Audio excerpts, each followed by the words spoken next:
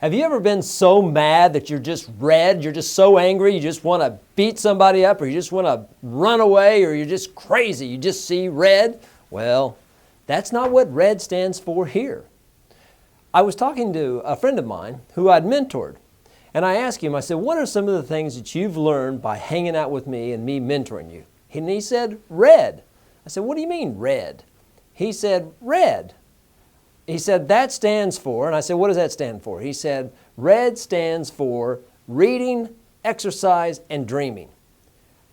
He said, ever since I met him, that I would always be talking about books that I've read. Some of you might not know this, but a lot of you probably do. I didn't really learn how to read until I was 26. I read at about a 4th grade level. Sure, I could fill out an easy job application, or I could read parts of the newspaper, or I could read stop signs. And I got my driver's license when I was 16, and I graduated from high school. But I only read at about a 4th grade level. And the reason why I read so poorly is because I did not read. If you want to be a good reader, you gotta read. Well, I didn't read because I didn't think I could read. And then I found out if I started reading, I could read. So when I was 26 years old, I got an opportunity to read a book. And it was this book right here, The Greatest Miracle in the World.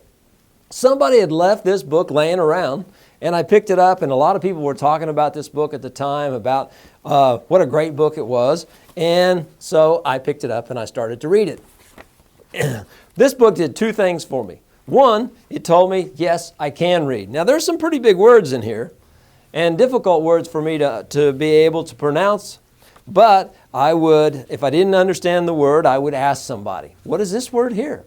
And that takes a little bit of humility, especially if you're 26 years old and the word's pretty simple. But once somebody told me the word, then I understood how to pronounce it. So the way I read is kind of different than most people. I read once I've heard a word, then I hear it in my head. Well, I started reading this book. First thing it did was it said, yes, Tom, you can read. So I started reading, and I got a little bit better and a little bit better. It took me 2 or 3 days to read this book cover to cover. But the second thing this book did was I was at a time in my life that I was down. I didn't have a lot of hope in my life. And when I read this book, it gave me hope. And so that's one of the reasons why I read, is I want to feel good. And there's all kinds of things we can do in order to feel good, but one of the things is the more knowledge I have, the better I feel. The way, when people go through struggles and they record their struggles and how they went through it, then I can do the same thing. So Og Mandino wrote a book, The Greatest Miracle in the World, and it told me, 1, that I can read, and number 2, it gave me hope. Now, the next thing is exercise. RED. Read, exercise, and D for dreaming. Exercise. I exercise at least 5 times a week with a run. I run for 30 to an hour and a half long. On Saturdays, I run around Lake Hefner, which is a little over 9 miles. Exercise is extremely important for me. 1, it makes me look good. 2, it cleans out the cobwebs in my brain. That's what my friend Clay used to say every time we'd go run. He'd say, I got to clean the cobwebs out. Well, a lot of the cobwebs are fear. I wake up in the morning a lot of times and I'm just in fear, and I don't know what necessarily. It can be about a lot of things. It can be about health. It can be about my family. It can be about money. It can be about my future. It can be about my past. It can be about the IRS. Why do I go to sleep at night and I'm feeling pretty good? And then when I wake up in the morning, I'm full of fear. So exercise really helps me not to dwell in fear. The third thing is dream. D for dreaming. What are our dreams? Where do we want to go? Who do we want to hang out with? What are some of the activities we want to do? Maybe we want to write a book. I want to write another book. You know, I wrote the book Mentor, the Kid and the CEO, and that took me a long time to do it because it was my first one. One of the things that I've learned about dreaming is go ahead and just dream. Don't worry about whether or not it's possible. Just dream. I used to go to bed at night, and I'd lay in my bed and I'd start dreaming. I'd just think about all the things I wanted to do, the places I wanted to go, and I would fall asleep, and I just loved that.